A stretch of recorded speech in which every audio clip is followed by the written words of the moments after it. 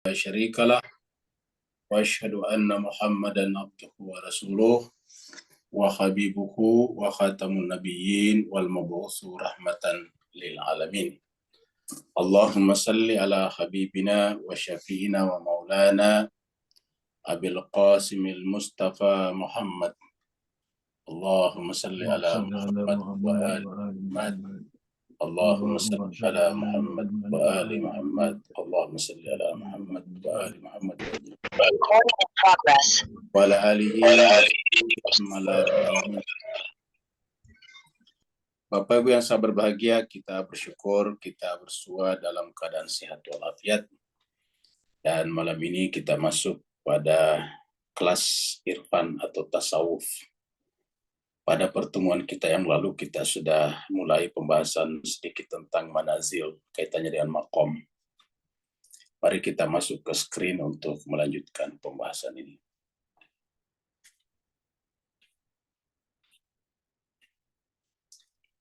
Jadi pertemuan kita yang lalu sampai di sini, ya. Maqam dan manzil. Manzil bentuk jamaknya manazil. Maqam, maqamat. Jadi dalam maqamat dan manazil. Maqam dan manzil dalam syair suluk. Jadi kita sudah bahas kemarin ini sedikit. Ini kelanjutan dari sebelumnya bicara tentang ahwal, hal, dan maqamat. Maqam dalam kaitannya dengan suluk. Para urafa meyakini bahwa untuk memperoleh derajat irfani itu artinya tingkatan-tingkatan dalam dunia tasawuf, haruslah terlebih dahulu melalui manzil-manzil. Kata manzil ini kita juga biasa dengarkan kaitannya dengan hadis manzilah. Ya. Manzil itu kedudukan Imam Ali di samping Nabi sama dengan kedudukan Harun di samping Nabi Musa. Itu manzilah. Dan maqam-maqam yang akan menyampaikan kepada Allah Subhanahu wa taala. Manzil dan maqam, jadi manzil dan maqam adalah dalam terminologi dalam istilah irfan. Jadi kita lihat di sini. Jadi manzil dan maqam dalam terminologi irfan mempunyai makna yang saling berdekatan. Jadi mirip, ya. Apabila suluknya pesalik. Jadi apabila suluknya pesalik, ya. Ditinjau dari segi ia jalan dan safar. Jadi jika suluk itu kita lihat sebagai jalan dan safar, perjalanan, maka kondisinya ini disebut dengan manzil.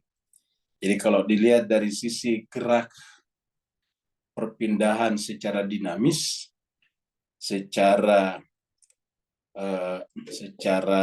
agresif, maka disebut dengan manzil. Jadi bergerak terus-menerus. Jadi manzil namanya. Tapi jika ia dalam keadaan, kita pindah ke sini. Kalau ia dalam keadaan berhenti dan menetap, maka kondisinya disebut dengan maqam. Ya, jadi kita sudah sampaikan sebelumnya kalau kaitannya dengan ahwal atau kahal sebelumnya juga dulu begitu, sesuatu yang tidak disengaja, tidak diprogram, tanpa ada mujahadah dan tanpa ada riyadhah dan mujahadah disebut dengan hal, ahwal. Sedangkan kalau dipersiapkan, ada upaya, ada mujahadah, disebut dengan maqam, maqamat. Sekarang maqam dengan manazil mirip lagi. Kalau maqam itu adalah berhenti. Jadi ketika berhenti di suatu station, satu keadaan namanya maqam. Tapi kalau dari sisi perubahan dari satu keadaan ke keadaan berikutnya, dalam riyadhah dan mujahadah itu disebut dengan manzilah. Ya. Dalam kitab syarah, kitab Manazil As-Sairin, Khawaja Abdullah Ansari dijelaskan, ketahuilah bahwa orang-orang yang sair, orang-orang yang sedang berjalan, sair, ingat kita ulangi lagi, sair dari bahasa Arab, sara yasiru, sair, berjalan. Dalam Al-Quran banyak perintah berjalan, siru fil ard, berjalanlah di muka bumi. Jadi ada sair dan berjalan dalam maqam-maqam ini, sangat berbeda-beda dan tidak ada urutan tertib secara pasti untuk semua para pesalik tersebut. Jadi mereka yang menempuh jalan rohani itu tidak ada tertibnya, tidak harus seragam. Dari sini baru ke sini tidak harus seragam. Ya. Apa sebabnya? Ya namanya saja perjalanan rohani itu berbeda-beda. Bisa saja kalau sama dengan sekolah, pendidikan, edukasi. Kalau kita di sekolah bisa saja kita satu kelas. Ya sama-sama kelasnya, pelajarannya sama, gurunya sama. Tapi kalau ada 40 murid di dalam satu kelas itu tingkatan-tingkatannya bisa berbeda-beda. Rankingnya itu bisa dari 1 sampai 40. Ya, artinya bahwa satu kelas gurunya sama, buku textbooknya sama, gurunya juga sama, kelasnya sama, apa maksudnya gedungnya sama, tetapi kalau ada 40 murid ataukah mahasiswa di sana, sangat mungkin juga ada 40 tingkatan. Berbeda-beda pada setiap orang. Nah, begitulah juga dalam perjalanan rohani. Makanya dikatakan tidak harus ada tertib yang diikuti secara eksak, secara pasti. Kalau kemudian para arif, para urafa, para ahli tasawuf membuat rumusan-rumusan, itu sebetulnya hanyalah semacam konsep belaka saja. Tidak harus persis seperti itu. Karena kondisi keadaan setiap orang berbeda-beda. Kalau berkaitan dengan rohani seperti itu. Yang bisa diseragamkan itu sesuatu yang zahir, yang lahiriah. Seperti misalnya gerakan salat itu diseragamkan. Berdiri, ruku, sujud itu diseragamkan. Haji, umroh sama bisa diseragamkan. Tetapi kalau berkaitan dengan alam rohani itu tidak bisa diseragamkan. Jadi oleh sebab itulah dikatakan di sini ketahuilah. Jadi catatan. Jadi ketahuilah bahwa orang-orang yang sedang melakukan perjalanan dan sedang berjalan melewati makam-makam ini itu sangat berbeda-beda dan tidak ada urutan atau tertib yang pasti untuk dilewati, untuk ditempuh oleh mereka semua, oleh para pesuluk itu. Ya. Demikian pula tidak ada akhir yang berlaku secara menyeluruh bagi mereka. Tidak harus sama akhirnya. Apa sebabnya? Sebab potensi mereka semua berbeda-beda. Jadi ini sangat penting. Potensi mereka berbeda-beda.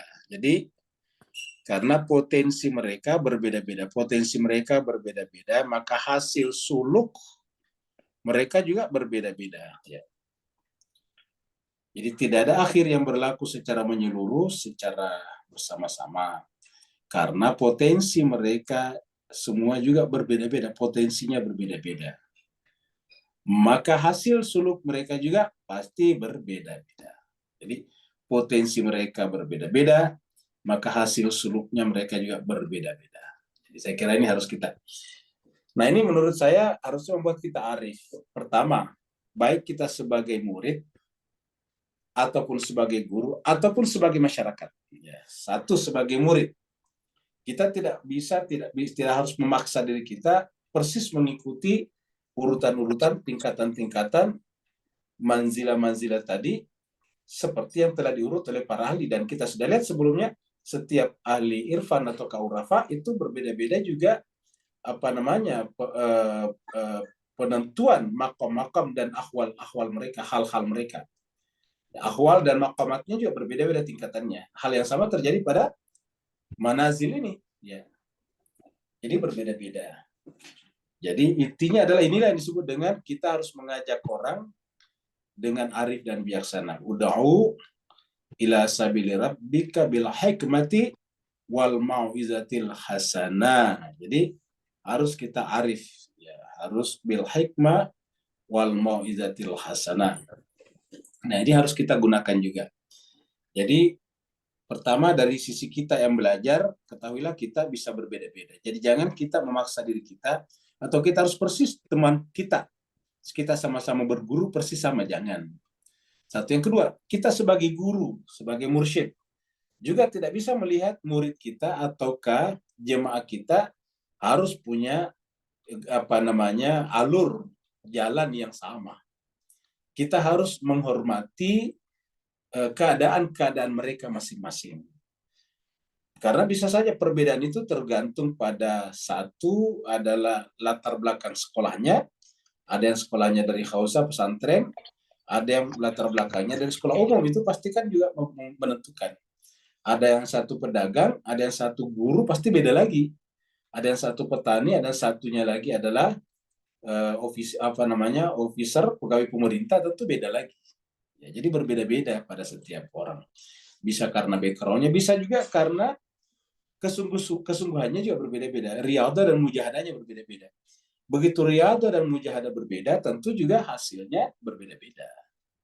Jadi dari sebab itulah potensi mereka semua berbeda-beda. Harus kita camkan, harus kita catat bahwa potensi mereka berbeda-beda.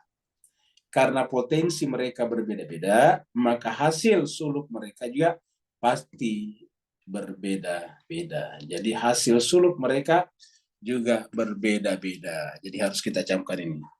Jadi hasil suluk mereka juga berbeda-beda. Jadi hasil suluk mereka juga berbeda-beda ya. Hasil suluknya juga berbeda-beda. Nah, ini adalah dituliskan dalam buku yang sangat terkenal. Ini saya kira kita semua kenal. Abdul Ansari ini adalah seorang arif yang sangat terkenal ya. Dalam bukunya Syarah Kitab Manazilus Sairin. Sebagai contoh, ini ada istilah mahbub dan murad. Mahbub, murad. Kita tahu namanya mahbub itu mahbub yang dicintai. Kalau yang mencintai namanya muhib. Ada mahbub, ada muhib. Mahbub, murad. Yang dicintai dan yang diinginkan, yang dikehendaki, murad. Lawannya murid. Ini nanti di bawah ada muhib, ada murid. Ada mahbub, ada murad. Ya. Mahbub, murad. Ya, kita kasih tanda di sini. Mahbub, murad. Ya. Sebelum ia memulai jalan suluk, ya, ia telah ditarik. Ditarik ini bahasa Irfannya majzub. Dia sudah ditarik dan hasilnya ia berada pada akhir. Akhir itu kalau bahasa Arab nihaya. Ujungnya, endingnya itu nihaya. Jadi dia sudah di akhir sebelum awal. Jadi dia sudah akhir nihaya sebelum awal bidaya. Adakah sampai akhir baru awal? Ada, gimana sekalian. Jadi dalam istilah rohani itu sebetulnya kita harus akhir dulu baru awal. Akhir baru awal. Di dalam rohani. Apa sebabnya? Karena kita menentukan akhir dulu, baru kita mulai dari awal. Jadi akhir dulu baru awal. Ya, artinya kita harus selesai pada tujuan, pada nihaya, baru kemudian kita mulai dari awal. Ya, jadi itulah sebabnya terjadi kebalikan antara alam rohani, alam non-materi dengan alam jasmani, alam materi. Kalau alam materi itu dimulai dari awal. Kalau di alam rohani mulai dari akhir. Nah, itulah sebabnya di alam materi Nabi Muhammad kita awal, kamu gitu. Di awal, sehingga kemudian ketika turun di alam non materi dia di akhir. Ya, seperti itu. Jadi kebalikannya. Sedangkan di alam rohani, di alam jasmani, di alam materi, Adam awal. Di alam rohani dia akhir. Nah, seperti itu. Jadi terbalik-balik. Seperti kalau Bapak Ibu sekalian dulu waktu masih belajar fisika, kalau kita membuat eksperimen percobaan, kita bikin kotak. Kemudian kotak itu sisinya kita tempel dengan kertas. Baru kemudian kertas itu kita lobangi sedikit. Baru kemudian di depan kertas itu dalam keadaan gelap, kita simpan lilin, candle, lilin. Nanti jatuhnya di layar bagian belakang itu, lilin itu terbalik apinya. Ya, yang ujung di atasnya itu menjadi di bawah. Kalau itu jadi artinya apa? Ketika cahaya itu melewati lubang, dia terbalik jadinya. Ya, yang di atas yang pucuk lari ke bawah, kan begitu. Jadi gini kira-kira kalau kita gambarkan secara fisika aja mas kalian. Keluar nih. Ya. Nah, jadi kalau misalnya kita ada layar di sini, ya ini kata kalian ini layar ya. Lalu kemudian kita ada di sini nih. Ya. Kemudian kita di sini nyimpan lilin. Ya. Kita katakanlah di sini adalah lilin, ya. Ini adalah lilin. Ya. Di sini ada sumbunya. Nanti kemudian melahirkan nyala. Ya, jadi ini melahirkan nyala di sini. Itu nyalanya. Nah, jemaah sekalian, baru kemudian kita lobangi di sini nih, kita lobang di sini. Ya, ini lobang. Ya. Ini kita lobangi di sini nih, ya, lobang. Lalu kemudian kita simpan layar di sini nih. Ya, kita disimpan satu layar di sini. Ya. Simpan layar di sini. Ada layar, ada screen di sini nih. Nanti kemudian ketika ini jatuh ke sini nih, terbalik nih. Ya. Kita ganti dulu layarnya, terlalu jauh ya. Kalau bisa malah lagi nih ya. Nah ini dia. Nanti ketika ini melewati lubang ini, yang di atas lari ke sini nih. Ya gini nih. Jadi ini lari ke sini. Nih gitu. Yang ini nanti lari ke sini nih. Sorry. Nanti lari ke sini nih. Nah gitu. Jadi nanti yang ini lari ke begini modelnya nih. Ya. Ya gitu. Ini di bawah, ini ke atas nih. Ya gitu. Nah, jadi terbalik. Ya ini adalah, ini tadinya adalah atas, A, sini menjadi atas di sini. Ya gitu. Sini bawah, ini bawah di sini nih. Ya, seperti itu. Jadi terbalik. Nah, kalau kita ibaratkan ini sebagai alam rohani, alam rohani di sini, alam rohani, dan ini adalah alam materi, alam jasmani, alam materi ya. Nah, kalau misalnya di alam rohani dia awal, maka di sini dia akhir di sini. Awal akhir. Kalau dia di awal, dia menjadi akhir di sini. Jadi di sini di alam rohani Nabi Muhammad kita yang pertama, ya. Dia adalah awal yang diciptakan. Tapi di alam jasmani, alam materi dia terakhir. Ya, terbalik. Sebaliknya, di alam rohani Nabi Adam itu adalah terakhir. Ini di atas ini. Tapi di alam jasmani dia menjadi di awal. Ini di awal di sini. Ya. Jadi terbalik seperti itu. Jadi ada pembalikan antara awal dan akhir kalau di alam jasmani dan rohani. Jadi ini adalah contoh saja dalam ilmu fisika, ilmu fisik, bahwa cahaya ketika melewati lubang di sini dia terbalik.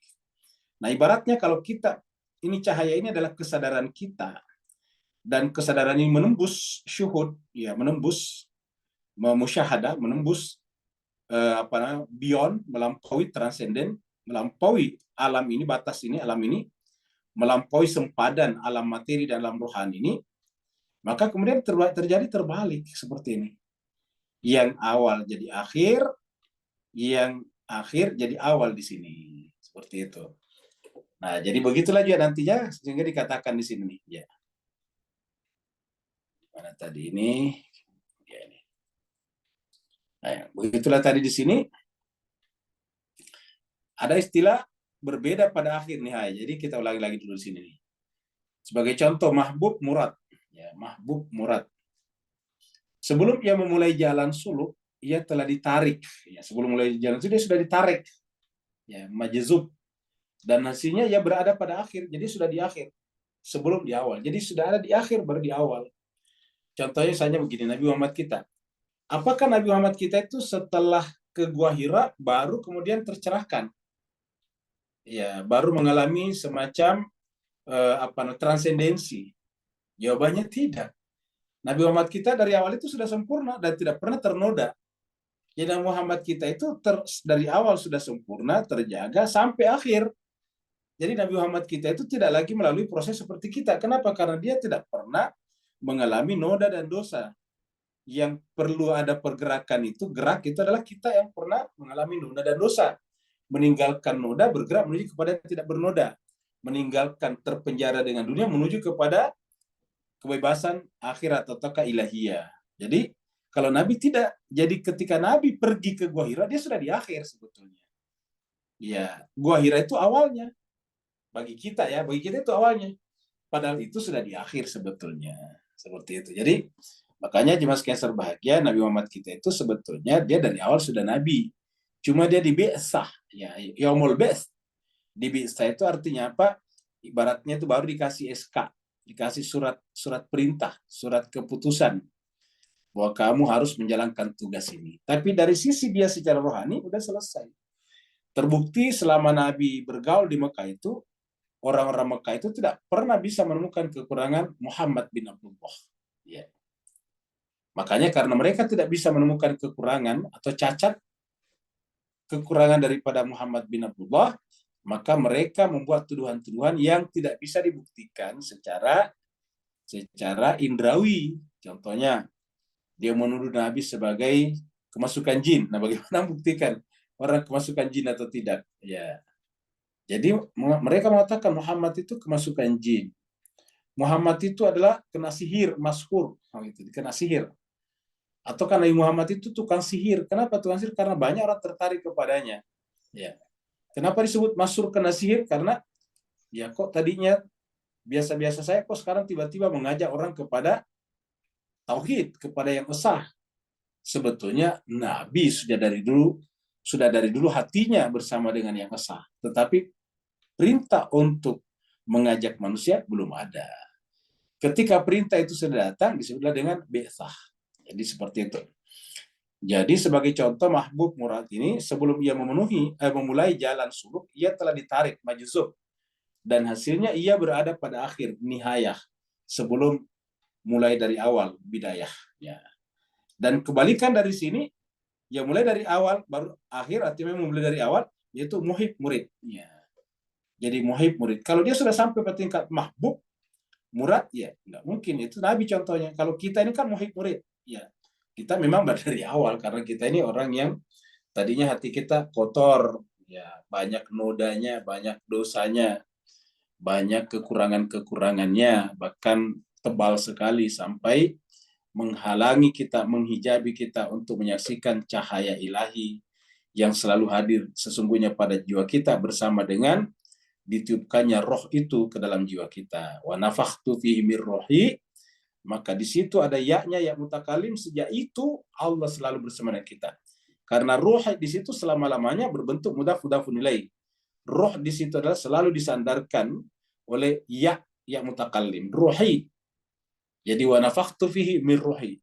Jadi ya-nya mutakalimnya tidak pernah boleh hilang. Jadi roh itu ketika Tuhan mengatakan wa nafakhtu mir rohi, selama dia ada pada diri kita, ya mutakalimnya selalu ada. Jadi artinya apa? Tuhan, Allah selalu ada di sana. Bahkan bisa dikatakan bahwa eksistensi rohani kita tidak akan pernah ada, tidak pernah eksis kalau tidak bersama dengan ya mutakalimnya di sana. Nah cuma ya mutakalim artinya yang berbicara. Allah mengatakan ruhku. Cuma saja kita tadi itu terhijab, kita itu mahjub, ya kita itu mahjub. Kita ini bukan mahbub tapi mahjub. Kalau ini kan mahbub, kalau kita mahjub, terhijab, ya terhalangi oleh diri kita sendiri, oleh hawa nafsu kita dari menyaksikan dia sebagai pemilik ya mutakallim dalam kata ruhi. Jadi bagi kita ya ini masuk kategori ini. Jadi kalau kita ini Pak Bu sekalian, ya kita harus mulai dari sini nih. Kita inilah muhib murid. Kita adalah ingin mencintai dan kita adalah murid. Ya, murid itu adalah baru punya kehendak ya untuk sampai kepada dia. Dan sebagian lagi dikarenakan kekhususan yang ada padanya. Jadi sebagian lagi dikarenakan kekhususan yang ada padanya. Jadi artinya bahwa ada orang-orang tertentu punya kekhususan. Jadi mungkin dari awal orang tuanya bagus, dididik dengan cara yang baik misalnya, maka itu dari awal sudah punya kekhususan. Orang tua, pendidikan, lingkungan kita sangat menentukan. Ya. Itulah sebabnya kalau kita lihat misalnya ulama-ulama di Iran, ya tullah-tullah yang sampai puncak menjadi marja itu, ya memang pertama rata-rata juga anak ulama. Jadi memang sudah dibesarkan di rumahnya, di lingkungan keluarganya. Rata-rata mereka adalah anak ulama besar juga. Ya seperti Imam Khomeini ada ulama besar juga. Rata-rata mereka adalah anak ulama dalam lingkungan keluarga religi. Kemudian dia masuk dari kecil sudah belajar di Hauza, sudah belajar misalnya pada ulama-ulama besar juga. Mulai daripada belajar huruf, belajar mengaji, itu sudah dari awal. Sampai selama-lamanya. Sampai ke atas. Dia tidak pernah lepas. Sehingga beda kalau kita ini kan, ya pernah masa kecilnya bergabung dengan teman-teman kita yang nakal misalnya. yang mengajak kita pergi mencuri mangga tetangga, kamu gitu, melempar mangganya orang tanpa sepengetahuan, itu kita melewati itu, dan itu terus terang berpengaruh pada jiwa kita, Bapak Ibu Mas sekalian. Jadi kita tidak sama, jadi background-nya atau latar belakangnya berbeda-beda. Jadi mereka ada orang tertentu yang punya kekhususan, ya. Sebagian lagi dikarenakan punya kekhususan, ya, punya kekhususan yang ada padanya.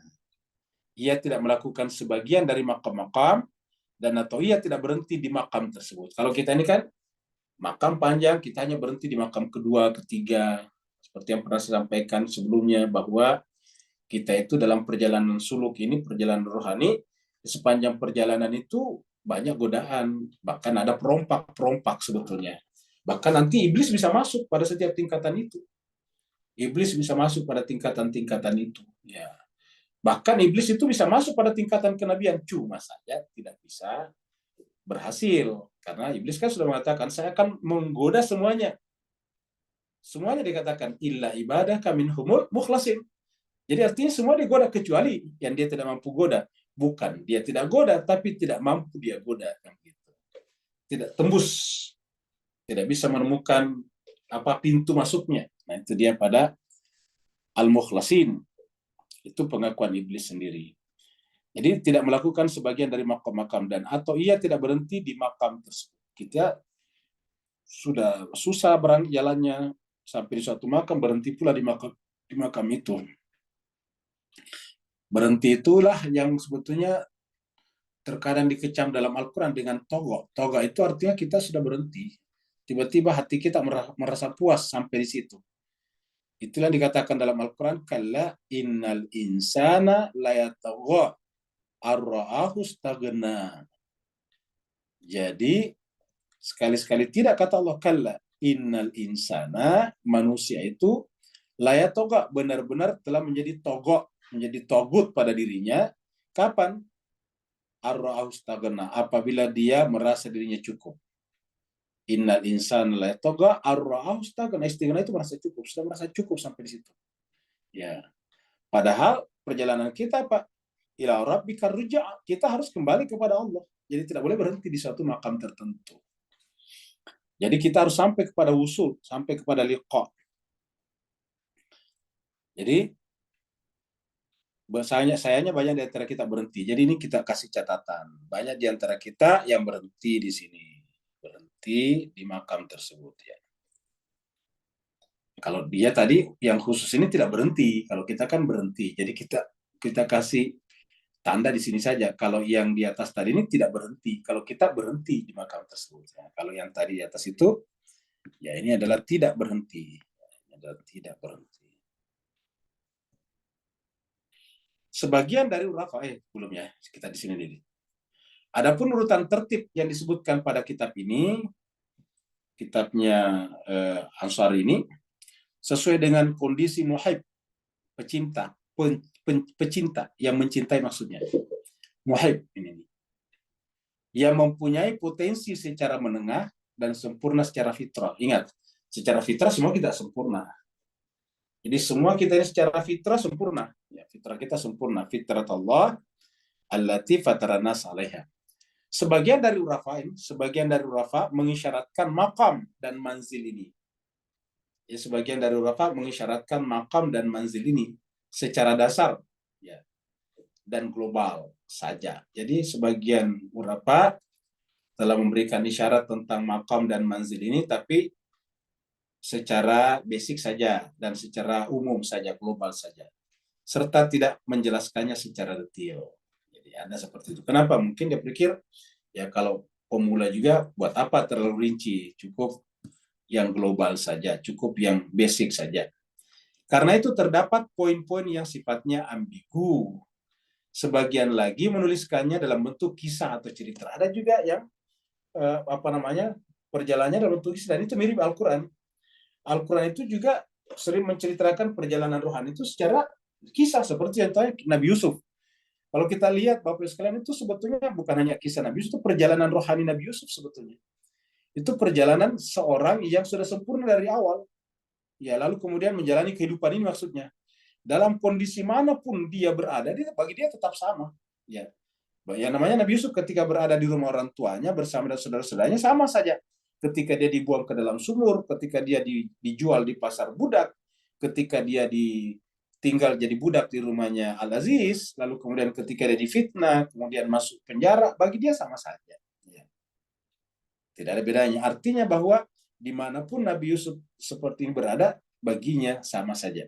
Karena yang kelihatannya tadi berbeda-beda itu sumur, istananya Al-Aziz, kemudian penjara, bagi dia itu hanyalah zohir. Sedangkan yang inti, yang substansi, yang hakiki itu kan batin. Nah, sehingga kemudian tadi kita sampaikan sore tadi, petang tadi, bahwa yang zahir ini kan berubah terus-menerus. Karena dia berubah, hakikatnya tidak ada. Karena dia hakikatnya tidak ada adalah tidak benar apabila mempengaruhi rohani kita. Ya, kenapa? Sesuatu yang tidak ada mempengaruhi rohani kita kan berarti kita tertipu namanya. Tidak ada baru kita mempengaruhi, ya, tertipu namanya. Seperti kita datang ke padang pasir, dari jauh kelihatan ada air, ternyata tidak ada, kan tertipu namanya. Namanya fata morgana. Jadi begitulah. Jadi karena itu terdapat poin-poin sifatnya ambigus. Sebagian lagi menuliskannya dalam bentuk kisah. Jadi ada kisah. Ya, tadi seperti kita katakan Nabi Yusuf, kisah ataupun cerita. Jadi Bapak Ibu sekalian kalau rajin membaca buku-buku Irfan itu banyak sekali bentuk cerita-cerita, sering sekali cerita-cerita. Ya. Para sufi itu bercerita, banyak sekali bercerita. Jadi karena dengan cerita itu lebih gampang disampaikan. Bapak sekalian kalau mendengarkan misalnya cerita-cerita misalnya Abu Nawas ya, kalau di kita dikenalnya dengan Abu Nawas. Itu kan cerita-cerita pada itu kan sebetulnya adalah kisah-kisah seorang sufi besar. Ya. Jadi itu adalah dalam bentuk kisah-kisah. Kita misalnya membaca kisah Qais, Laila Majnun. Laila Majnun itu Qais. Nah, itu adalah kita lihat itu kan seperti kisah asmara ya, seperti Romeo and Juliet. Tapi sebetulnya itu adalah benar-benar kisah rohani, itu kisah tasawuf, kisah irfan. Ya. Tentang bagaimana seorang yang mencinta itu menjadi gila dalam tanda petik terhadap yang dicintainya. Dan itulah cinta sesungguhnya. Ya. Nah, jadi jemaah sekalian berbahagia, jadi dibuat dalam bentuk cita-cita, cerita-cerita. Makanya cerita-cerita yang menarik itu banyak dibuat oleh para sufi besar ya. Dan sebagian lagi tidak memisahkan makam-makam khusus ya, tidak memisahkannya dengan makam-makam khusus dari keharusan umum. Adapun perbedaan antara keharusan umum dengan makam khusus, ya, keharusan umum dan makam khusus, seperti zuhud misalnya. Zuhud ini kita sudah bicarakan pada pertemuan sebelumnya. Jika ia dihubungkan kepada pemula umum, maka zuhud adalah daruri baginya. Maksudnya penting baginya. Jadi zuhud itu kalau dia pemula baru tentu penting baginya. Ya. Jadi penting bagi kita yang awal, pemula, ya zuhud itu penting. Karena kalau kita tidak zuhud dari awal, gimana kita bisa menempuh perjalanan? Ya kita pasti akan masih tergoda dengan gemerlapnya dunia. Nah, ketika kita masih tergoda dengan gemerlapnya dunia, bagaimana kita bisa istiqamah di jalan di dalam safar rohani kita? Ya kenapa? Karena kita akan mendatangi hal-hal yang gemerlap itu. Contoh yang paling konkret diceritakan kaitannya dengan Nabi Musa dengan Nabi Muhammad kita. Ini jangan lupa ya. Ketika Nabi Musa misalnya berkhutbah di sinagog di tempat ibadah. Lalu kemudian umatnya itu kemudian tergoda oleh ikan-ikan yang muncul di laut. Nah, ini kan kemudian meninggalkan Nabi Musa. Kan ini kan contohnya masih terpukul dengan gemerlap dunia. Akhirnya apa yang terjadi? Kemudian ya perjalanan kepada Nabi Musa itu kan diidentikan dengan perjalanan kepada Allah sebetulnya. Tapi mereka kemudian berhenti, meninggalkannya malah pergi ke laut untuk menjala ikan. Yang terjadi pada Nabi Muhammad kita dalam surat Al-Jum'ah itu, ya, ketika Nabi sedang berkhutbah di atas mimbar, lalu kemudian ada pedagang masuk di pasar dekat Masjid Nabawi, lalu pedagang yang baru masuk dari Yaman itu kemudian menggelar dagangannya dan mempermainkan topeng monyetnya, lalu kemudian orang-orang pada lari ke sana sebagian di masjid ini. Nah, ini kan artinya bahwa pergi kepada Nabi kan artinya kembali kepada Allah melalui Nabi. Nah, tetapi mereka meninggalkannya lalu pergi kepada topeng monyet. Nah, Sehingga sampai muncul kata-kata dalam Al-Quran itu bahwa permainan dan perniagaan itu lebih baik, apa yang di sisi Allah lebih baik daripada permainan seperti itu. Ya. Jadi di dalam surat Al-Jumu'ah dikatakan bahwa mereka ketika mereka menyaksikan permainan, wa iza ra'au tijaratan aw lahwan infaddu ilaih wa tarakuka itu dan meninggalkan kaum wa tarakuka qa'iman, dan meninggalkan kaum qa'iman, berdiri berkhutbah, wa tarakuka qa'iman, mereka kemudian meninggalkan kaum Muhammad. Jadi ini terjadi juga pada Nabi Muhammad kita. Jadi inilah, maka oleh sebab itulah pertama sekali adalah zuhud. Makanya kita lihat ada orang yang sesama dengan Nabi tapi tidak ada peningkatan dari sisi rohani. Kenapa? Karena tidak bisa mulai perjalanannya dengan zuhud. Zuhud itu bukan berarti tidak mencari kehidupan dunia, bukan berarti tidak mengurusi istri dan anak, bukan berarti tidak mencari nafkah, bukan berarti berdagang dan bertani. Kalau zuhud artinya berhenti dagang bertani, berarti kehidupan berhenti. Tidak ada lagi penjual di pasar. Ini maksud zuhud di sini bahwa mengurusi dunia, tetapi hatinya tidak terpukau, tidak tertipu oleh dunia. Kenapa? Dia zuhud kepadanya, menganggap dunia itu tadi hakikatnya tidak ada, tidak punya nilai. Itu disebut zuhud. Jadi makam zuhud bagi orang seperti itu daruri baginya, ya. Dan zuhudnya adalah zuhud dari kelezatan-kelezatan dunia ini dia tadi. Ya. Zuhudnya adalah zuhud dari kelezatan-kelezatan dunia. Jangan sampai kita seperti tadi yang diceritakan dalam surat Al-Jumu'ah tadi itu. Ya. Ketika kemudian mereka melihat melihat perniagaan, ya. Wa iza ra'au tijaratan aw lahwan infaddu ilaiha, mereka lari pergi kepadanya, watarakuka dan meninggalkan kaum Muhammad qaiman, ya, sampai Allah mengatakan, kul katakan Muhammad, sampaikan kepada mereka, ma indallah, apa yang ada di sisi Allah khairun. Nah, ini kan menunjukkan bahwa kalau kita sudah sampai pada tingkat zuhud, maka dalam kehidupan dunia ini tidak ada apa-apanya. Ma indallah khairun. Apa sebabnya? Karena ma'indina itu hakikatnya akan hilang. Ya. Apa saja yang ada di kita itu yang fadlu akan hilang. Ya. Yang kekal adalah apa yang di sisi Allah. Jadi ma'indallah khairun. Ya. Sedangkan apa yang ada di sisi di sisi kita binasa. Jadi kita lihat di sini juga sekalian sebagai, ya. Itu surat haji juga kalau tidak salah, ya. Jadi yanfadu.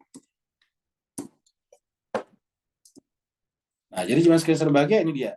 Ya. Yanfadu. Ya, ini dia. Yanfadu. Surat An-Nahl ternyata 93. Kita lihat 97. Nah, kita bandingkan dengan ini.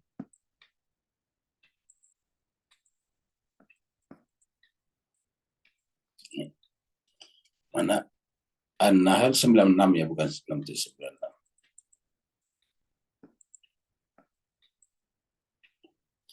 Ma'indakum ini tadi. Jadi cuma sekalian kita lihat, kita lihat dulu sini nih.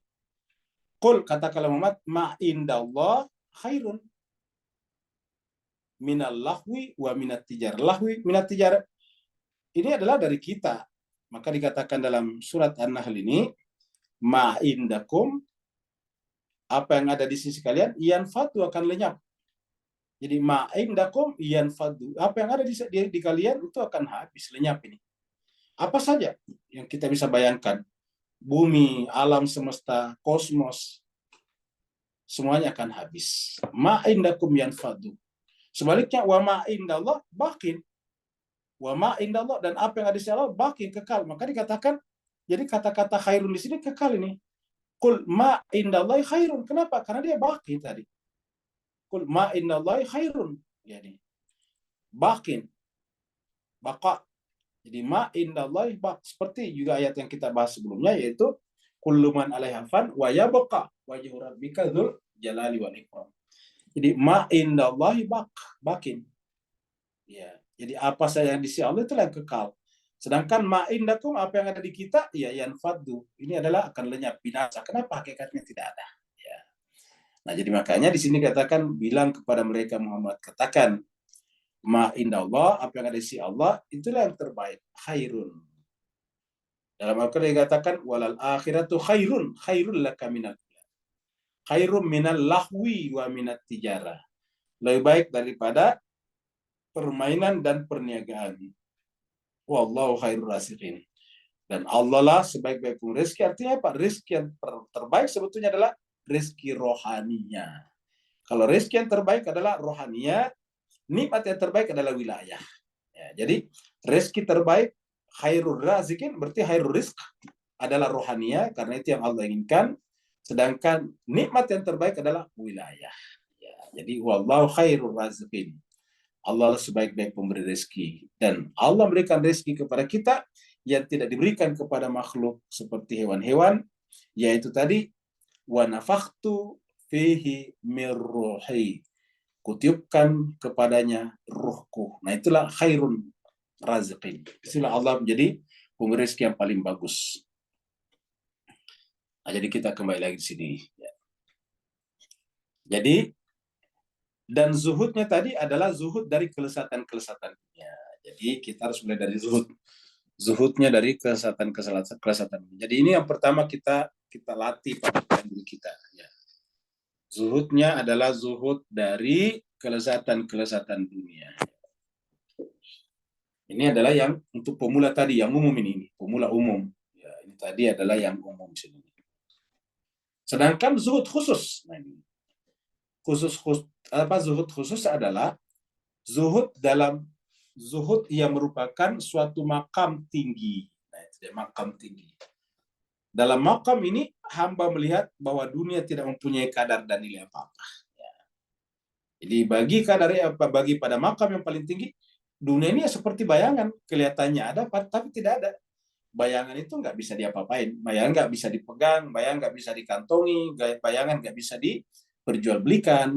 Gitu. Bayangan kelihatannya ada tapi tidak ada. Jadi tidak mempunyai kadar dan nilai. Sehingga menjauh dari kelezatan dunia bukanlah suatu makam baginya. Jadi karena dia sudah menganggap bahwa dunia yang tidak ada, menjauh darinya apa kelebihannya? Memang tidak ada kok kamu gitu. Misalnya kalau ada orang tidak berhasil menangkap bayangan, apa yang gagal dari dia? Kenapa? Ya memang bayangan tidak ada. Jadi kalau ada yang tidak berhasil menangkap bayangan, ya bukan keburukan dan bukan juga prestasi yang rendah. Kenapa? Karena memang itu tidak ada. Nah, begitulah juga. Kalau dunia ini kita dapat meraihnya, ya bukan peringkat apa-apa. Kenapa? Hakikatnya tidak ada nilainya. Jadi hamba melihat bahwa dunia tidak mempunyai kadar dan nilai, sehingga menjauh dari kelezatan dunia bukanlah suatu makam baginya. Ulangi lagi, menjauh dari kelezatan dunia bukanlah suatu makam baginya. Tapi umum tadi udah makamnya sangat penting. Tapi bagi yang tinggi bukan makam baginya, karena memang apa yang hebat kalau berhasil tidak tertipu dari dunia? Memang tidak ada. Iya. Dan hamba seperti ini punya atau tidak punya, sakit dan sehat, semuanya sama saja baginya. Coba lihat. Jadi kita berikan penekanan Pak Bu sekalian ini ya. Bagi hamba yang seperti ini ya, bagi hamba yang seperti ini, punya dan tidak punya, sakit atau sehat, semuanya adalah sama saja baginya. Seperti tadi yang kita bicarakan Nabi Yusuf. Dia di rumahnya bersama orang tuanya, di dalam sumur dibuang saudaranya, di pasar budak diperjualbelikan dengan harga yang sangat murah, tinggal di rumah Al-Aziz, kemudian masuk penjara karena fitnah, lalu kemudian menjadi menteri nantinya, bagi dia sama saja. Tidak ada yang berubah pada diri Nabi Yusuf. Dia tidak merasa minder, tidak merasa inferior ketika dia menjadi budak dan diperjualbelikan. Dia tidak merasa superior, tidak merasa hebat ketika dia menjadi menteri. Ya, tidak ada sama sekali. Jadi tidak berpengaruh. Jadi punya tidak punya, sakit sehat, semuanya saja sama baginya. Nah, cuma sekalian inilah disebut dengan mutmainnah, tenang kalau sudah sampai tingkat ini, karena tidak berpengaruh. Ingat cuma sekalian, yang namanya ihzan dan dan khauf, ya kan ada kata-kata la tazan wala la tahafu la tazan. Jangan khauf dan jangan bersedih. Itu khauf dan izan dari sisi kita dunia, itu kita merasa khawatir kalau jangan-jangan kita akan kehilangan dunia. Dan kalau sudah kehilangan dunia, bersedih. Di situ adalah huzan muncul. Kita bersedih apabila kehilangan sesuatu. Sampai kepikiran, bahkan ada orang yang gila memikirkan sesuatu yang dianggapnya banyak hilang dari dirinya. Padahal sesuatu yang banyak dilihat dari dirinya, pada hakikatnya tidak ada fata morgana. Nah, jadi mereka yang sudah sampai pada tingkat zuhud khusus ini zuhud khusus, ya, maka sama saja baginya, punya dan tidak punya, maksudnya kaya dan miskin, sakit, sehat, semuanya sama saja baginya. Contohnya misalnya, seperti misalnya Nabi Ayub. Nabi Ayub kan sakit, ya. Ya, sakit sehat baginya sama saja. Ketika dia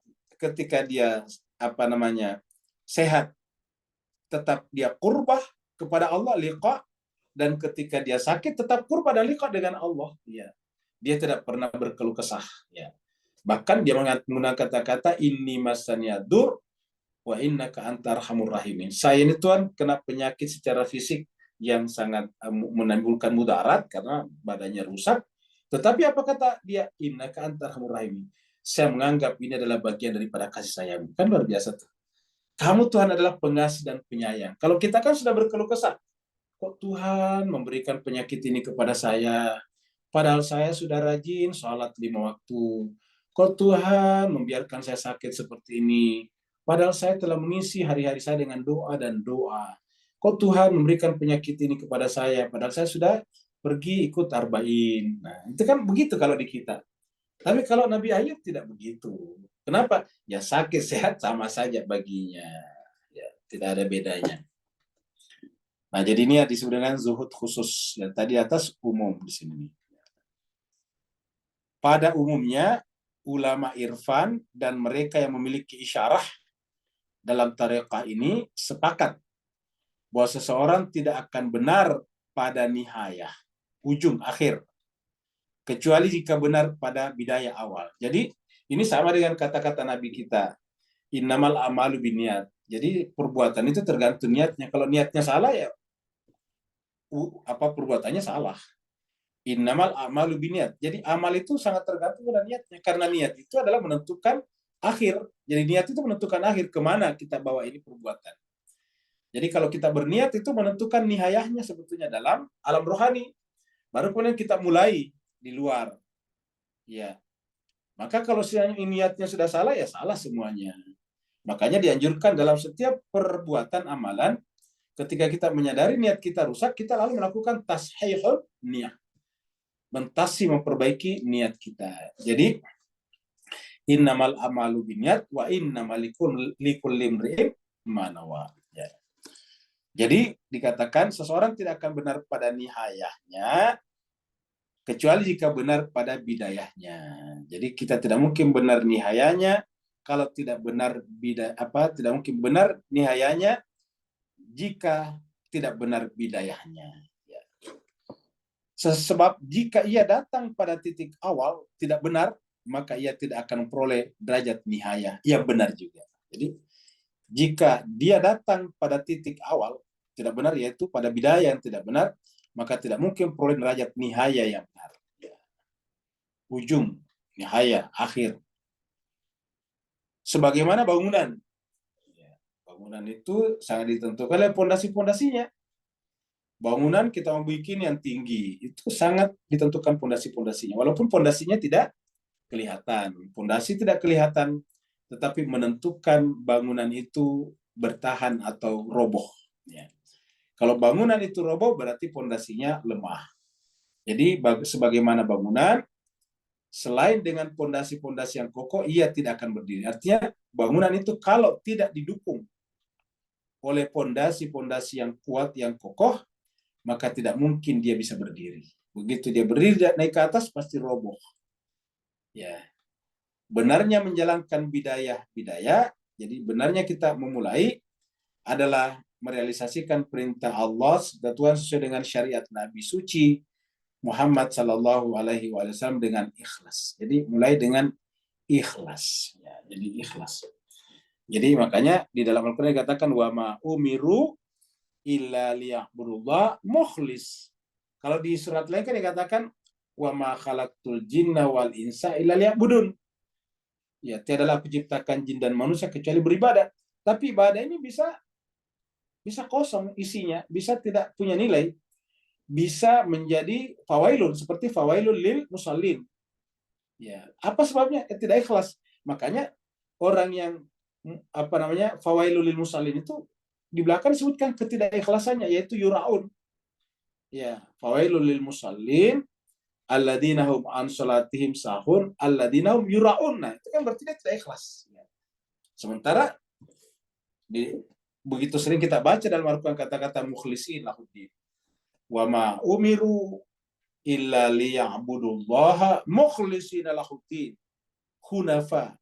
Baru kemudian wa yuqimus shalah. Jadi kalau kita lihat jemaah sekalian di sana, memang harus niat dulu diperbaiki baru salat, kan itu urutannya. Wa ma umiru illa liya'budullaha mukhlishina lahuddin hunafa, baru wa yuqimus shalah wa yu'tuz zakat, baru dzalika dinul qayyimah. Jadi baru benar itu agama, baru tegak. Ya.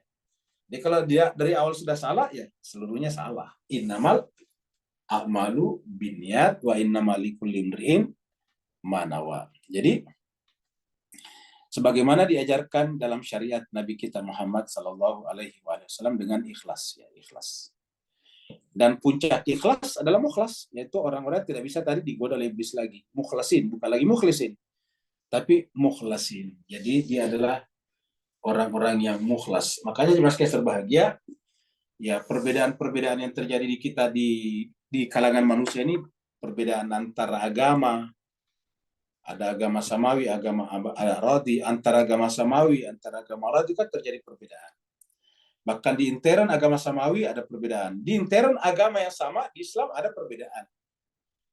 Nah, ada perbedaan, ada kelompok-kelompok, ada mazhab, ada aliran-aliran. Tetapi kalau kita selesaikan dengan cara seperti ini, dengan ikhlas, berarti kita mulai dari pikiran yang benar, nihayah, baru kemudian kita mulai beragama, maka kemudian tidak akan menimbulkan friksi, tidak akan menimbulkan benturan, tidak akan menimbulkan ketegangan-ketegangan. Kenapa? Ya karena kita beragama berdasarkan keikhlasan kita. Itu bisa kita temukan di dalam surat Al-Baqarah. Ya, ini ada surat Al-Baqarah, ada kata kita lihat di sini mukhlisina. Surat Al-Baqarah tepatnya adalah ya mukhlisin, ya. Ini di surat Al-Baqarah sebetulnya ada nih, ya. Mukhlisina, ya mukhlis. Nah, ini Al-Baqarah ini ada di 139, ya. Nah, jadi kita lihat surat Al-Baqarah 139, ya. Kita di sini aja.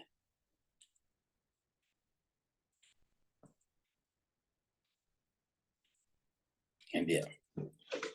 Qul katakanlah Muhammad, atau hajjunana fillah, apakah kalian, ya ini sebetulnya Nabi Ibrahim, ya, atau hajjunana, apakah kalian ingin berhujjah, mendebat kami berkaitan dengan Allah, masalah-masalah ketuhanan, masalah teologi. Wa huwa rabbuna wa rabbukum, padahal Allah yang kita pahami itu bukan dalam bentuk batu, pohon dan sebagainya, tetapi Allah yang kami bicarakan dalam agama tauhid adalah Rabbuna wa rabbukum, Tuhan kami dan Tuhan kalian. Tetapi kalau toh terjadi perbedaan, nggak usah kita berdebat. Lalu gimana? Walana a'maluna walakum a'malukum. Lakukanlah seperti yang kalian yakini, kami pun melakukan apa seperti yang kami yakini. Lana, bagi kami, amal perbuatan kami, artinya kami bertanggung jawab atas amalan-amalan kami, dan amalan itu ditentukan oleh keyakinan kita masing-masing. Walakum, dan bagi kalian, amalukum, amal perbuatan kalian, kalian pun juga akan dimintai pertanggungjawaban nanti tentang itu. Jadi lana a'maluna walakum a'malukum. Jadi bagi kami amal perbuatan kami, bagi kalian amal perbuatan kalian. Seperti itu. Wa nahnu lahu mukhlisun. Kita harusnya ikhlas saja. Nahnu lahu mukhlisun. Jadi mukhlis di sini bukan mukhlas ya. Jadi ini adalah kadar kita. Wa nahnu lahu mukhlisun. Kita bersikap ikhlas saja. Nah, jadi jemaah sekalian, ikhlas ini bisa menyelesaikan semuanya. Makanya dikatakan Islam kita pun juga wa ma umiru illa liya'budullah mukhlisin lahuddin. Ya. Kita kembali lagi ke sini. Jadi saya kira Pak sekalian jelas ya. Ya. Jadi mana tadi di sini ya. Jadi harus ada pondasi yang kokoh tadi. Benarnya menjalankan bidaya adalah merealisasikan perintah Tuhan sesuai dengan syariat Nabi dengan ikhlas, yakni tanpa melihat amal dan tanpa perhatian sedikit pun pada balasan dan tujuan. Jadi kita tidak melihat, kalau kita masih berbicara pahala, masih berbicara tentang kita beribadah supaya sembuh dari penyakit, kita rajin baca ini dan itu supaya dapat kaya raya, enggak, jauh dari sini. Ya, apakah itu salah? Enggak salah, tetapi itu masih jauh daripada sebuah perjalanan menuju kepada Allah. Ya. Karena orang yang ingin berjalan kepada Allah, kita katakan tadi, bidayanya harus benar. Kalau dari awal sudah salah, ya akhirnya nanti nihayanya pasti salah. Ya. Jadi tanpa melihat kepada amal dan tanpa perhatian sedikit pun pada balasan. Jadi tidak berharap pada apapun juga. Dan tujuan. Serta melihat amal, maksudnya tujuan itu tujuan-tujuan sempit. Ya. Serta melihat amal semata-mata. Jadi melihat, ingat, amal semata-mata liwajahillah. Liwajahillah. Ya. Jadi hanya semata-mata untuk mencari wajah Allah Subhanahu wa Ta'ala. Jadi semata-mata liwajahillah. Wajhatu wajhiya lillazi fataras samawati wal arda hanifan musliman dan seterusnya, dan mengikuti sunnah Nabi Shallallahu Alaihi Wasallam. Jadi ingat kata-kata liwajhillah. Kita tidak ada keinginan-keinginan yang lain. Ya, kita semata-mata karena menginginkan wajah Allah Subhanahu Wa Taala saja. Ya, seperti kita lihat dalam surat Ar-Ra'd ini. Ya. Surat 13 ya.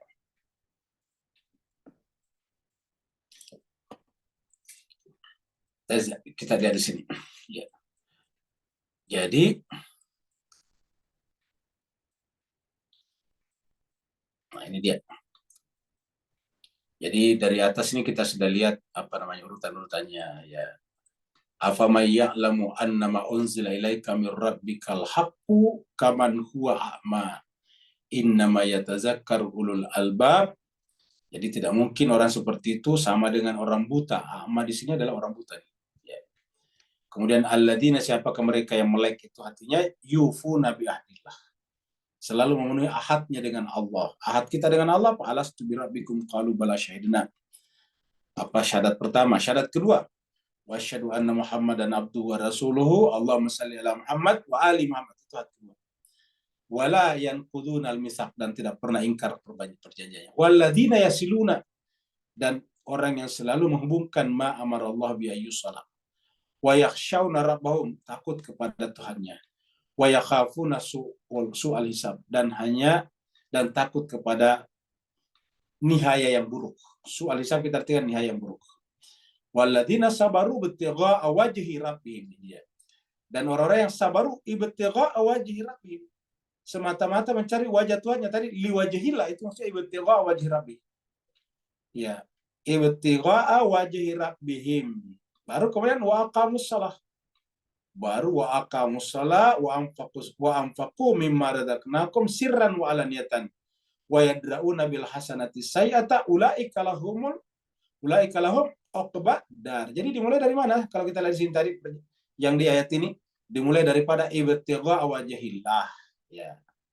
Alladzina sabaru ibtigha'a wajhillah. Jadi orang sabar itu dimulai perjalanannya dengan ibtigha'a wajhi rabbihim ataukah liwajhillah. Baru kemudian ini amalan-amalan syariat yang kita bicarakan tadi di sini. Ya, syariat, ya, mengikuti syariat Nabi Muhammad sallallahu alaihi wasallam, syariat Nabi. Liwajhillah. Memandang sangat besar larangan Tuhan dengan meninggalkan larangan-larangannya serta menjauhi larangan tersebut diringi dengan rasa takut dari azabnya. Seperti contohnya ibadur rahman, ingat ibadur rahman alladzina yamshuna 'alal ardi haunan wa idza khatabahumul jahiluna qalu salama walladzina yabituna li rabbihim sujadan wa qiyama. Kemudian apa lagi? Walladzina yaquluna rabbana asrif anna adzab jahannam. Rabbana asrif anna adzab jahannam inna adzabaha kana gharama inna sa'at mustaqarrau wa muqama. Jadi azab, takut kepada azab itu disebut sebagai ibadur rahman. Menjauhi larangan tersebut, diri dengan rasa takut dari azabnya, azab Allah. Menjaga kesucian hukum-hukum syariat. Jadi kalau dari awal sudah mengentengkan, melanggar hukum syariat, ya nggak ada harapan lagi baginya. Jadi menjaga kesucian hukum-hukum syariat dan apa yang terdapat di dalam kitab Al-Quran dan Sunnah Nabi. Sunnah Nabi artinya pengamalan daripada Al-Quran. Kasih sayang terhadap manusia. Kasih sayang terhadap manusia. Hadis yang sangat terkenal, man la yarham, la yurham. Siapa yang tidak bisa menyayangi, ya tidak bisa mendapatkan kasih sayang. Dermawan dan pemberi nasihat. Tawasobil haqqi, tawasobis sabrin. Tawasobil haq, tawasobis sabar. Jadi pemberi nasihat. Serta tidak membiarkan bebannya di pundak orang lain. Jadi tidak pernah membiarkan bebannya itu di pundak orang lain. Ini jemaah sekalian. Ya. Tidak pernah membebankan bebannya kepada orang lain. Makanya di tadabbur kita berkali-kali kita sampaikan ini, jangan sampai beban kita dipikul oleh orang lain. Ingat, kalau beban kita tidak sanggup, kita tidak mau kita pikul, maka pasti akan dipikulkan orang lain. Ya. Entah istri kita, suami kita, terutama istri kita, anak-anak kita. Jadi harusnya beban itu kita pikul sendiri. Jadi, tidak membiarkan bebannya di pundak orang lain. Jadi tidak mungkin ada orang yang melakukan perjalanan seperti ini, tapi menggantungkan hidupnya pada orang lain. Ya. Sebuah kejadian pada zaman Nabi, ada orang yang tinggal di masjid, kerjanya beribadah, sholat, puasa, ibadah-ibadah lain, baca Quran. Sehingga kemudian sahabat-sahabat datang kepada Nabi bertanya, Rasulullah, itu ada teman kita, sahabat kita yang cuma di masjid saja kerjanya. Ya, itu nanti di akhirat itu di surga tingkat keberapa tempatnya itu? Nabi mengatakan, kenapa kamu tanya surga tingkat keberapa? Saya mengatakan, ya bagaimana tidak ya Rasulullah, kerjanya cuma di masjid, sholat, puasa, dan sebagainya, baca Quran. Nabi justru bertanya, lalu siapa yang menjamin kehidupannya? Kan dia perlu makan, perlu minum. Iya, siapa yang beri makan kepada dia? Setiap hari orang makan, setiap hari orang minum, pakaian harus dicuci. Siapa yang melakukan itu semuanya?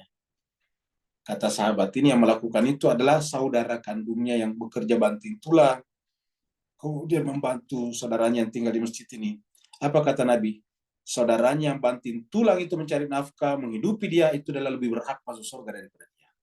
Nah, kenapa? Tidak membiarkan beban kita di pundak orang lain. Menjauhi duduk-duduk bersama orang yang membuat waktu berlalu dengan percuma. Ingat, Mas. Menjauhi duduk-duduk bersama orang yang membuat waktu berlalu dengan percuma. Jadi, ya namanya kita ingin melakukan perjalanan itu semua ditinggalkan. Gimana caranya jemaah sekalian kalau kita ingin berjalan safar kepada Allah, tetapi kerjanya cuma duduk-duduk, menghabiskan waktu, cerita ngalor ngidul. Mohon maaf Bapak sekalian, Iwan kita di Malaysia, Singapura, kalau tidak tahu ngalor ngidul ya. Ngalor ngidul itu tidak ada juntrungannya, tidak tahu ujung pangkalnya. Berbicara nggak jelas ujung pangkalnya, membicarakan sesuatu yang bukan wilayahnya. Ya, bicara tentang politik ujung pangkal kiri kanan, atas bawah, tetapi dia sendiri tidak terlibat di dalam dunia politik. Nah, sehingga kemudian ya lebih waktu kita gunakan untuk memikul beban kita sendiri. Ada beban kita, minimal kita harus memberi makan diri kita, memberi minum diri kita, memberi mandi diri kita, semuanya itu butuh pengeluaran, butuh pendapatan. Nah, sehingga lebih kita mencari nafkah misalnya untuk menghidupi diri kita daripada duduk-duduk. Nah, jadi menjauhi duduk-duduk bersama orang yang membuat waktu berlalu. Ini juga kita bisa baca di dalam kaitan ayat-ayat Ibadur Rahman tadinya tuh. Jadi Ibadur Rahman coba kita lihat. Ya, ada di sana. Surat Ibadur Rahman. Surat 25 ya, ayatnya 63 dan seterusnya. Dari sini Ibadur Rahman. Nanti di bawah sini ada nih, ya. Sini ada, ya. Kemudian sini nih. Seterusnya waladina, ini mana tadi? Nanja. Waladina ini masih waw ataf dari Ibadur Rahman. Alladzina ini masih isim mausul daripada ibadur rahman, yaitu orang-orang yang la yashhaduna zur. Mohon maaf ini keluar nih kayaknya nih ya. Mohon maaf Bapak sekalian, ini disconnect anunya screen-nya ya. Kita masuk lagi. Nah, jadi walladzina la yashhaduna zur, yaitu orang yang tidak pernah membuat kesaksian palsu. Wa idza marru, ini tadi, wa idza marru, apabila melewati bil lagwi, orang atau kelompok orang yang hanya duduk-duduk berbual-bual sia-sia. Ya, mohon maaf keluar lagi dari screen ya. Ya, kita. Nah, ini dia. Wa idza marru, apabila dia lewat melalui bil lagwi, orang atau orang-orang, orang bisa satu orang. Keluar lagi, Ustaz. Ya, baik. Ini kok selalu terpental ya.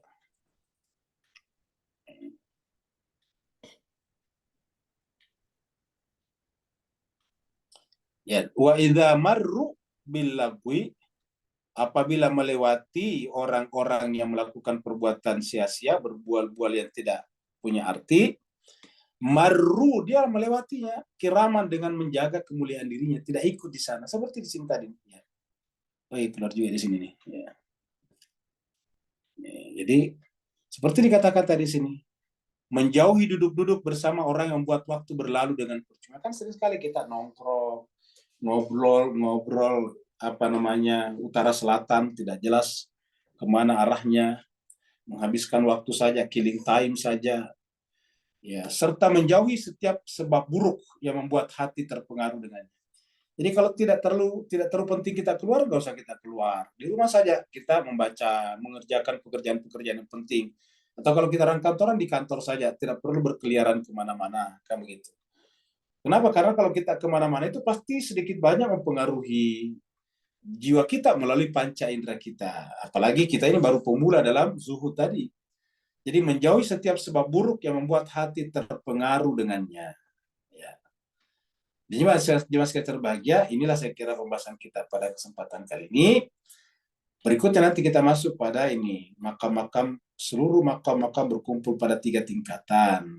Nanti kita sampai di sana. Hari ini kita sampai di sini saja, yaitu tanggal 12 ya, ini hari 12 bulan Agustus 2003 ya. 2003 ya. Maaf, 2023 kok 2023 ya. Yang mau bertanya dipersilakan. Ustaz, izin bertanya Ustaz. Waalaikumsalam, fadal Ustaz. Sebelumnya Ustaz, tadi kan disebutkan bahwasanya perjalanan seorang salik itu ditentukan oleh awal yang benar, oleh bidayah yang benar, dan akan menentukan nihayah yang benar juga. Nah, lantas di buku itu dijelaskan bahwasanya perjalanan yang benar adalah mengikuti Al-Quran dan Sunnah, dalam artian mengikuti Allah dan Rasul-Nya. Kurang lebihnya seperti itu singkatnya. Nah, pertanyaannya Ustaz, apakah perjalanan yang benar itu menjadi sebuah keharusan untuk mengikuti Allah dan Rasul-Nya? Lantas bagaimana dengan perjalanan-perjalanan yang lain? Karena kan setiap dalam diri setiap manusia pasti memiliki perjalanan rohani sendiri gitu. Nah, pertanyaannya apakah menjadi sebuah keharusan mengikuti Allah dan Rasul-Nya? Itu Ustaz. Dalam perjalanan yang benar itu. Itu. Itu ya Ustaz. Jazakallah khair Ustaz. Khair. Jadi jemaah sekalian terbahagia, jawabannya iya. Jadi memang harus dimulai dari niat yang benar, tujuan yang benar. Karena kalau niatnya benar, tujuannya tidak benar, ini nanti kita tidak akan kemana-mana.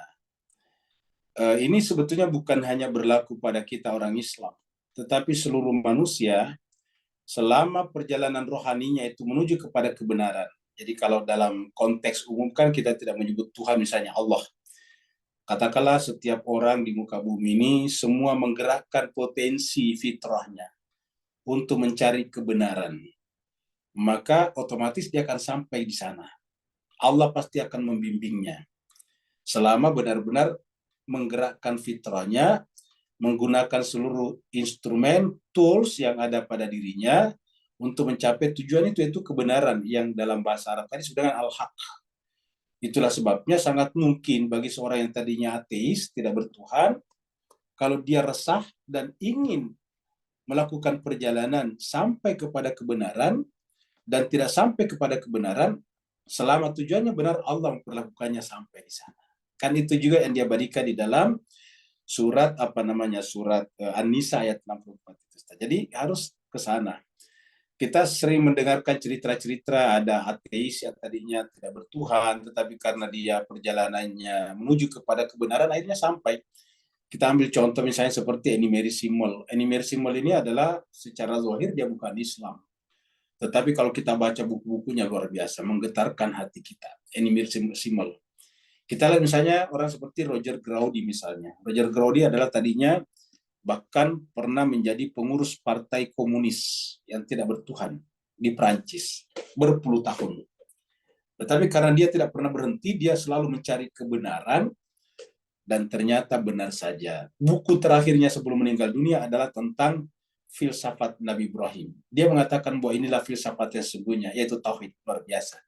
Seorang yang bernama Roger Graudi, yang kalau kita searching itu adalah seorang filosof besar Prancis yang yang setara dengan Foucault pada zamannya, tetapi kemudian ketika terus-menerus menggerakkan fitrahnya, padahal dia sudah menjadi pengurus Partai Komunis Prancis, bahkan pernah duduk di parlemen mewakili Partai Komunis Prancis, pernah menjadi ketua Partai Komunis Prancis, tetapi karena dia tidak berhenti, dia terus-menerus berjalan, tujuannya mencari kebenaran, akhirnya ternyata terbimbing oleh Allah. Roger Graudi, kita bisa searching di di Google, Roger Graudi, ya kita bisa tulis di sini. Itu dengan gampang kita akan menemukannya, Roger Graudi, ya. Sorry. Jadi Roger Graudi ini dia. Nah, jadi begitu kita tulis dia akan muncul ini Roger Graudi. Ya, kita ambil dari bahasa Indonesia saja, bahasa Melayu ini adalah kita lihat ya. Ini adalah orang yang paling ini adalah filsafatnya disebut dengan revisionisme ya. Tapi pada akhirnya karyanya sangat terkenal ini, Promesses de l'Islam dalam bahasa Prancis. Luar biasa, janji-janji Islam. Ada lagi tentang filsafat Ibrahim yang saya sebutkan tadi, ini tidak disebutkan di sini. Nah, jemaah sekalian berbahagia, ini adalah contoh saja ya.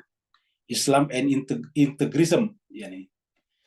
Jadi ini adalah apakah kita memerlukan Tuhan, ini bahasa sudah diterjemahkan ke dalam bahasa Indonesia. Nah, jadi ini banyak. Jadi inilah salah satu contoh saja. Roger Graudi ini adalah seorang nih biasa disebut dia ada Marxisme, dia penganut Marxis ya, dan dia juga awalnya adalah Katolik, sehingga kemudian disebut dengan mencoba mendamaikan Marxisme dengan agama Katolik, tetapi kemudian gagal, sehingga kemudian ini terakhir masuk Islam pada tahun 1982 ya. Jadi inilah yang terjadi. Jadi kita berikan kesempatan kepada semua orang untuk berjalan selama tujuannya benar apa, yaitu al-haq, kebenaran. Dan banyak terjadi hal-hal seperti ini, dan ini juga yang diabadikan di dalam kitab suci Al-Quran kita. Kita misalnya lihat di dalam surat An-Nisa ya. Kita lihat surat An-Nisa, surat yang keempat ya. Kita lihat ayatnya 100 ya. Wa may yuhajir fi sabilillah yajid fil ardi muragaman katsiran wa sa'atan. Siapa yang berhijrah di jalan Allah, niscaya dia akan menemukan di muka bumi itu muragaman katsiran, tempat-tempat yang banyak. Bumi menjadi luas, wasatan dan luas. Baru kemudian ini yang terakhir, wa may yakhruj, siapa yang keluar mim baitihi, dari rumahnya. Kata rumahnya di sini kita artikan secara batiniah, yaitu pendapat pertama kita. Entah kita ateisme pertama kali, entah kita katolikisme pertama kali, entah kita judaisme pertama kali, entah kita hinduisme pertama kali, entah kita macam-macam pertama kali. Kita keluar dari rumah kita, rumah pendapat lama kita. Jadi siapa yang keluar dari pendapat lamanya, dari posisi lamanya, dari maqam lamanya, muhajiran, dalam keadaan berhijrah ilallah, kepada Allah, kebenaran, wa rasuluh, dan manusia sempurna, rasul, summa yudrikuhul maut, kemudian dalam perjalanan itu dia menemui kematian. Belum sampai ke sana, belum sampai kepada Allah, belum sampai kepada rasulnya, tapi yudrikhul maut, dia menemukan kematian. Faqad waqa'a ajruhu Allah. Allah berjanji akan memberikan kepadanya imbalannya. Ajruhu Allah. Wa kana Allahu ghafurur rahim. Allah mengampuni dan mengasihi dia.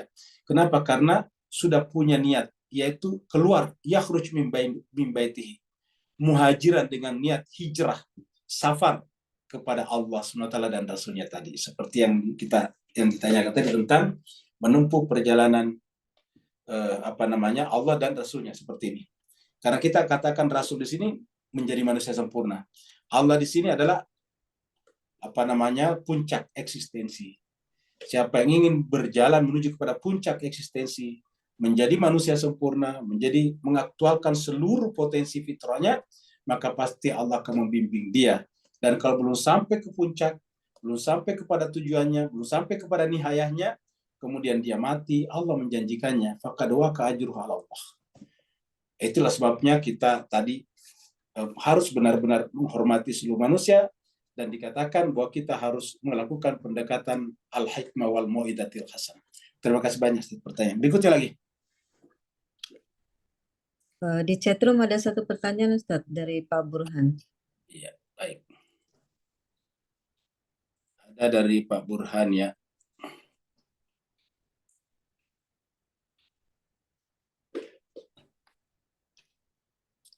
Apakah wajar bagi para pesuluk mengharapkan sesuatu dari Allah, sedangkan kedudukannya itu rendah di sisi Allah SWT?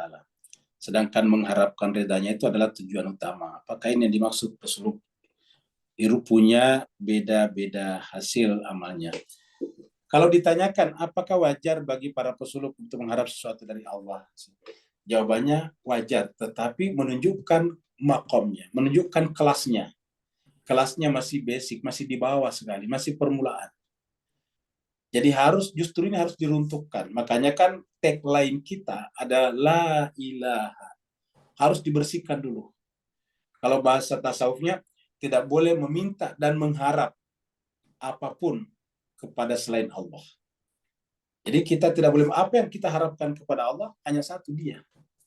Karena bagi kita yang memahami Allah adalah segala-galanya, maka yang lain itu adalah merupakan derivasi, turunan saja, derivatif daripada Allah Subhanahu wa taala. Kita jawab dengan sebuah cerita dari pertanyaan Pak Burhan ini. Ini adalah cerita. Kita katakan tadi kalau sufi itu sering bikin cerita. Jadi suatu saat raja membuat perlombaan, kompetisi, ya, perlombaan, yaitu dalam hari ulang tahunnya. Dia katakan bahwa bulan depan adalah hari ulang tahun saya, tanggal sekian, katakanlah tanggal 1 September adalah hari ulang tahun saya sebagai raja. Saya akan berikan hadiah kepada seluruh rakyat saya dari apa saja yang mereka berhasil pegang dari milik kerajaan pada tanggal 1 itu. Jadi apa saja yang mereka pegang, kalau mereka pegang misalnya sapinya kerajaan, maka dia akan mendapatkan sapi pada hari itu hadiahnya. Kalau dia memegang pohon kelapanya kerajaan pada saat itu, maka kemudian mendapatkan hadiah pohon kelapa. Jadi dengan catatan milik kerajaan. Semua milik kerajaan kalau dia pegang pada saat itu dia akan dapat. Maka Mas Cancer bahagia seorang tua dari penjuru negeri yang jauh. Sudah mulai berjalan meninggalkan kampung halamannya. Menuju ke kota, menuju ke istana. Dia menunggu di depan istana sehari sebelum hari hari kelahiran atau ke hari ulang tahun raja, dia sudah berjalan masuk ke dalam istana. Ketika ditanya mau apa, dia katakan saya ingin memperingati ulang tahun raja dan saya ingin mengucapkan tahniah kepada raja. Begitu masuk kepada istana dan begitu gong dibunyikan, bahwa sekarang ini apa saja yang dipegang oleh rakyatku dari milik kerajaan, maka kemudian saya akan berikan kepadanya. Maka si orang tua tadi yang datang dari sudut negeri yang jauh, lalu kemudian langsung memegang raja. Raja heran. Kenapa kamu memegang saya? Orang-orang pada memegang sapi, pohon kelapa, pohon mangga, sawah, ladang, kebun. kata dia, mereka semuanya adalah tertipu. Ya, kalau saya memegang rajanya, maka seluruh milik raja adalah milik saya juga. Jadi ini adalah pelajaran bahwa kenapa mesti kita mengejar pohon kelapa, kenapa kita mengejar sapi, kenapa kita mengejar gedung-gedung, kenapa kita mengejar benda-benda. Kita mengejar rajanya. Karena kalau kita memiliki rajanya, kita memiliki segala-galanya. Seperti juga dengan pertanyaan Pak Burhan tadi. Kalau kita sudah memiliki Allah, kita memiliki segala-galanya. Kenapa? Lillahi ma fis samawati wa ma fil ard wa ma bainahuma. Milik Allah lah apa yang ada di langit dan di bumi, bahkan apa yang ada di antara keduanya. Jadi kalau kita sudah memiliki Allah, kita sudah memiliki segala-galanya. Toh kita saja menjadi seperti sekarang, tidak pernah kita mengharap. Kita belum lahir, tiba-tiba jadi lahir, itu bukan maunya kita. Maunya Allah semuanya. Oleh sebab itulah, semuanya kita kembali kepada harapan, keinginan dan kehendak Allah Subhanahu wa Ta'ala. Kalau kita menyesuaikan kehendak kita dengan kehendak Allah Subhanahu wa Ta'ala, maka otomatis kemudian kita akan selalu mendapatkan apa yang terbetik dalam hati kita. Apa sebabnya? Semuanya adalah milik Allah Subhanahu wa Ta'ala. Begitu kita liqa, wusul kepada Allah Subhanahu wa Ta'ala, maka secara otomatis tidak ada lagi kekhawatiran dan sedih hati. La khaufun alaihim wa lahum yahzanun. Terima kasih banyak Bapak Ibu sekalian. Kalau tidak ada pertanyaan, kita tutup sampai di sini. Terima kasih Ustaz. Mohon maaf atas segala kekurangan. Wassalamualaikum warahmatullahi taala wabarakatuh. Waalaikumsalam warahmatullahi wabarakatuh. Terima kasih Ustaz. Sama-sama Bapak. Ayu. Terima kasih Ustaz. Assalamualaikum. Sama-sama. Waalaikumsalam. Terima kasih banyak Ustaz. Terima kasih Ayu. Terima kasih Pak Ya, Ustaz. Selamat sama-sama, malam. Bapak Ibu. Malam. Selamat malam Bu Indri. Assalamualaikum ya Ustaz. Syukran. Waalaikumsalam warahmatullahi wabarakatuh. Ayahanda afwan.